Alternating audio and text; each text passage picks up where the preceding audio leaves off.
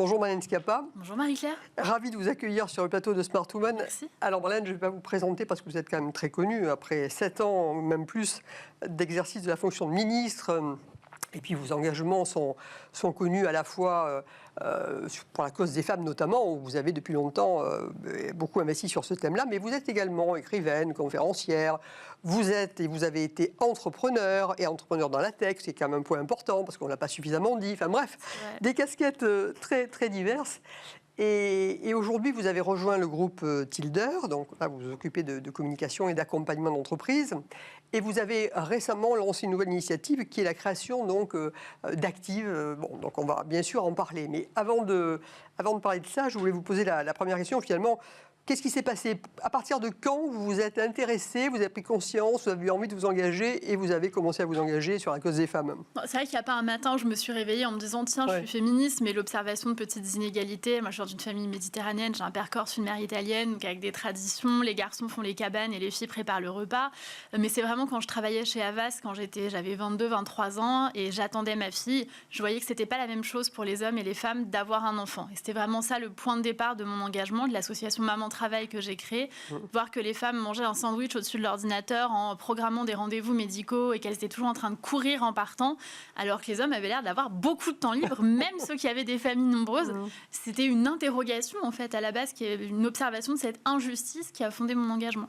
D'accord, donc tout est parti de là, et à partir de là, vous avez commencé à avoir des actions qui allaient dans le sens de les aider, justement. Exactement, alors j'ai commencé à me dire, on va pouvoir peut-être être solidaire, faire un réseau, Maman Travail, c'est le premier réseau des mères actives, et puis me dire, en fait, il y a des problèmes de politique publique, de déficit de place en crèche, de manque de transparence, d'inégalité de salaire femmes-hommes, et puis peut-être aussi nous, dans notre comportement, peut-être qu'on induit quelque chose de l'ordre de cette inégalité professionnelle, et donc j'ai voulu qu'on agisse sur ces questions-là, associativement et politiquement. Alors vous savez que moi, mon thème, alors moi je suis sur la partie vraiment plutôt économique, pas du tout le côté violence qui malheureusement est aussi un vrai sujet, mais je ne le traite pas.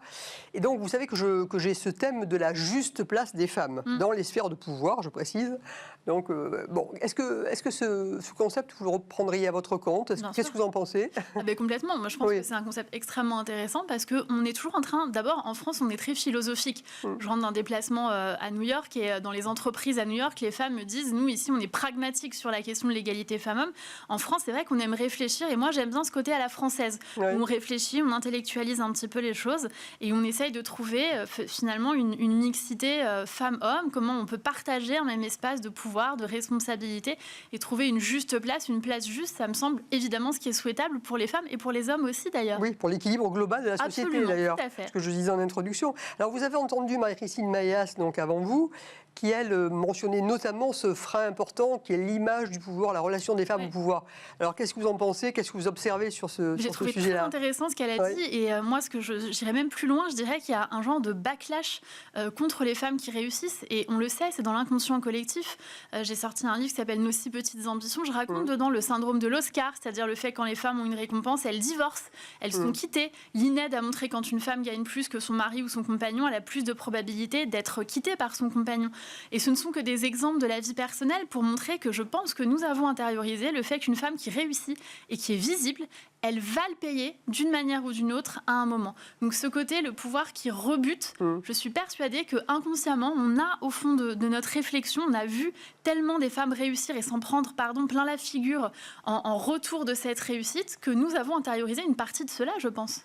Oui, parce qu'on voit effectivement des femmes qui elles-mêmes, finalement, en position de dirigeante, qui ont les mêmes réactions et qui finalement ne sont pas forcément... D'ailleurs, il y a le sujet des quotas, ça rejoint un petit peu... Bon, moi, je suis très... intellectuellement contre et pragmatiquement très pour, comme beaucoup à la française. Et on a toujours en plus le besoin de l'exprimer, ce qui est quand même bizarre. Bon.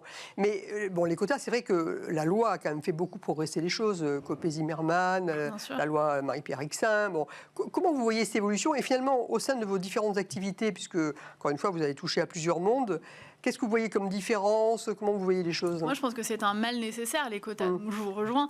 On dit souvent c'est vexant pour une femme d'être nommée parce qu'on est un quota. Ce que je trouve plus vexant, c'est pas être nommée. C'est être chez soi en train de vider la vaisselle avec le téléphone qui sonne pas, en se disant mince, je serais une formidable administratrice d'entreprise, mais personne ne m'appelle. Heureusement, je ne suis pas un quota. Donc, je suis pas certaine qu'on se dise ça. Marie-Jo Zimmermann, c'est la marraine de l'ONG Active, donc on travaille beaucoup ensemble. Et là, on vient de publier une étude dans le magazine Challenge avec l'ONG Active, dans laquelle on pose la question spontanément aux femmes, quel est le trait le plus négatif qui soit associé aux femmes de pouvoir? Et les femmes répondent les quotas. Et c'est très surprenant parce que d'un côté, mathématiquement, les quotas ont fait preuve de leur efficacité. Et en même temps, il y a cette espèce de défiance, c'est-à-dire que je ne veux surtout pas être associée à la politique de quotas. Donc nous éprouvons nous-mêmes, en tant que femmes dirigeantes, un paradoxe vis-à-vis de cette question des quotas efficaces, mais l'étiquette que nous n'avons pas envie d'avoir. Et donc, dans les différents mondes que vous, les sphères que vous avez côtoyées, que vous côtoyez encore aujourd'hui, est-ce que vous voyez des différences? Est-ce qu'il y a des endroits où c'est plus facile ou plus difficile ou plus évident? Oui, il y a des différences, mais moi je dirais qu'il y a des différences femmes-hommes qui sont flagrantes. Ça fait 1 an et demi maintenant que j'accompagne des dirigeants et des dirigeantes. Les femmes et les hommes ne réagissent pas de la même manière face au pouvoir et à la visibilité. D'abord, je peux vous dire que quand je fais une proposition à un dirigeant, je vais partir du rendez-vous avec une réponse. L'homme dirigeant va me dire oui, ça m'intéresse ou non, je ne vais pas le faire. La femme dirigeante veut toujours faire valider par quelqu'un. Elle doit en parler à son board, à son DIRCOM, à son mari parfois. Je ne pars pas avec une décision. Et de la même manière, quand je propose une visibilité, un homme dirigeant l'acceptera, toujours, sans exception. Une femme dirigeante, soit va commencer par la refuser, soit va vouloir avoir le moindre détail. L'ensemble des questions, la visibilité préparée, faire des réunions de préparation. Ce syndrome un peu de la bonne élève, mais aussi de la peur de la visibilité parfois, qui empêche de se mettre en avant et de faire savoir tout ce qu'on fait et qui est un élément important pour progresser dans sa carrière. Bon, néanmoins, on peut malgré tout se réjouir. Il y a quand même des évolutions qui sont assez marquées. Comment vous jugez justement l'évolution et finalement aujourd'hui le chemin qui est encore devant nous, comment vous le qualifiez? D'abord, il y a des évolutions qui sont incommensurables. Ma grand-mère, donc, qui vit encore donc, en 2 générations, ne pouvait pas travailler, ne pouvait pas avoir de chéquier, ne pouvait pas voter, de contraception, etc. Donc ça donne le vertige si on se dit qu'en 2 générations, on a quand même conquis des droits de manière incroyable. Ceci étant, le haut de la pyramide et les patronnes du CAC 40, qui est le sujet qui m'intéresse, ça m'intéresse parce que je trouve que c'est vraiment le parangon de ce qui ne va pas et du fait qu'on a accepté qu'en haut de la pyramide, c'était pas si grave. Comme si on se disait finalement travaillons sur l'égalité salariale pour les métiers du soin, etc. Mais abandonnons le haut de la pyramide, c'est pas grave, c'est des hommes dirigeants. Moi je trouve ça grave. En fait, je pense que la question de la justice et de l'égalité, c'est une question qui ne souffre pas d'exception. Il n'y a aucune raison qu'il n'y ait que 3 ou 4 femmes patronnes du CAC 40 et 36 ou 37 hommes. Alors, cela étant, il y a un chemin, parce que, bon, évidemment, comme on vient d'années et d'années avec... Bon, donc il faut que ça chemine. Bon, là, on accélère. Moi, j'essaie de rester positif sur le sujet en me disant, bon, on accélère quand même, donc c'est pas mal. Mais il faut accélérer. Et c'est vrai que parfois, on peut se demander si les générations montantes ont la même perception. Qu'est-ce que vous en pensez? Est-ce qu'il n'y a pas le risque qu'ils aient l'impression que finalement c'est fait? Alors, il y a la gender fatigue d'un côté chez les hommes, et puis de l'autre, il y a des jeunes femmes qui considèrent peut-être que c'est fait. J'ai l'impression que c'est très différent. À chaque fois qu'on parle de la jeunesse, je trouve qu'il y a plusieurs jeunesses. Si je vois moi mes filles qui ont 18 ans et 13 ans, moi j'ai toujours été la féministe de service du gouvernement et auprès de mes filles, je pense qu'elles imaginent que je suis une tradwife réactionnaire parce que comparée à elles et à l'engagement de leur génération, je suis plutôt traditionnelle dans ma vie personnelle. Donc j'ai l'impression qu'on est un peu poussé en avant par cette jeune génération et en même temps il y a d'autres parts de cette jeunesse qui n'est pas monolithique. Il y a d'autres parts pour lesquelles effectivement il y a un recul, c'est ce que disent certaines études, notamment avec l'influence des réseaux sociaux, de représentations très stéréotypées, très basées sur le physique, l'apparence des jeunes filles et des jeunes garçons aussi. Moi je suis préoccupée par la montée de certaines sphères sur les réseaux sociaux avec des hommes qui se vantent d'interdire à leurs fiancés telle ou telle pratique. Là, pour le coup, on est revenu à l'époque de la jeunesse de ma grand-mère. Bien sûr, bien sûr. Alors, bon, pour lutter contre cela, vous avez lancé donc votre ONG Active. Alors, parlez-nous d'Active, qu'est-ce qu'elle fait, quels sont ses projets? C'est une ONG qui fonctionne en bénévolat à 100%. On a un board avec une trentaine de femmes qui sont activistes, engagées dans des associations, dirigeantes.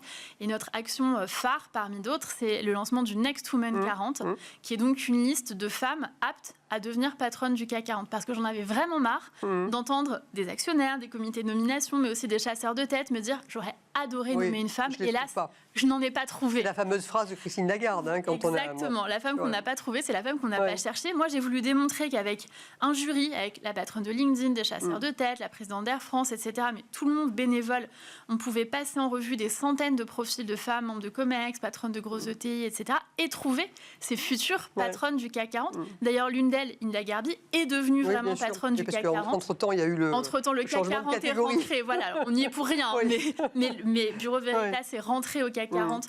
Donc, de fait, on est passé de 3 à 4, mais ça montre aussi le sérieux de notre liste et le fait que les 39 autres sont fondés à devenir patronnes du CAC 40 dans les années à venir.